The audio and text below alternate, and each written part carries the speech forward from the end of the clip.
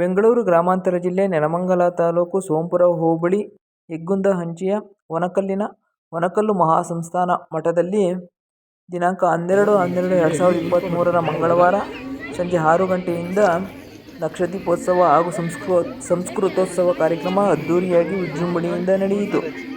ಈ ಕಾರ್ಯಕ್ರಮಕ್ಕೆ ಮಾಜಿ ಸಚಿವರಾದ ವಿ. ಸೋಮಣ್ಣ, ಶಿವಗಂಗೆಯ ಮೇಲಣಗವಿ ಮಠದ ಮಲೆಯ ಶಾಂತವೀರ ಮಹಾಸ್ವಾಮೀಜಿ, ಹೊನ್ನಮ್ಮ ಗವಿ ಮಠದ ಶ್ರೀ ರುದ್ರಮುನಿ ಶಿವಾಚಾರ್ಯ ಸ್ವಾಮೀಜಿ ಆಗಮಿಸಿದ್ದರು ಹಾಗೂ ನೂರಾರು ಭಕ್ತರು ಆಗಮಿಸಿ ಹಣತೆಯನ್ನು ಹಚ್ಚಿ ಕತ್ತಲಿನಿಂದ ಬೆಳಕಿಗೆ ನಡೆಯುವ ಹಾದಿಯಲ್ಲಿ ತಮ್ಮ ಸೇವೆಯನ್ನು ಕೈಗೊಂಡರು.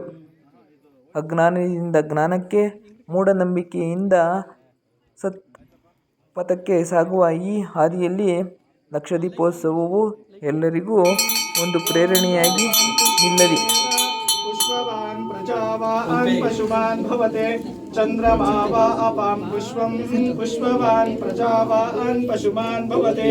ओम गुरुदेवो महादेवो गुरुदेव सदाशिवः गुरु साक्षात् परब्रह्म तस्मै श्री गुरवे नमः। श्रीवरकर्मणेश्वर स्वामिने नमः। कर्पूरनीराजनं दर्शयामि।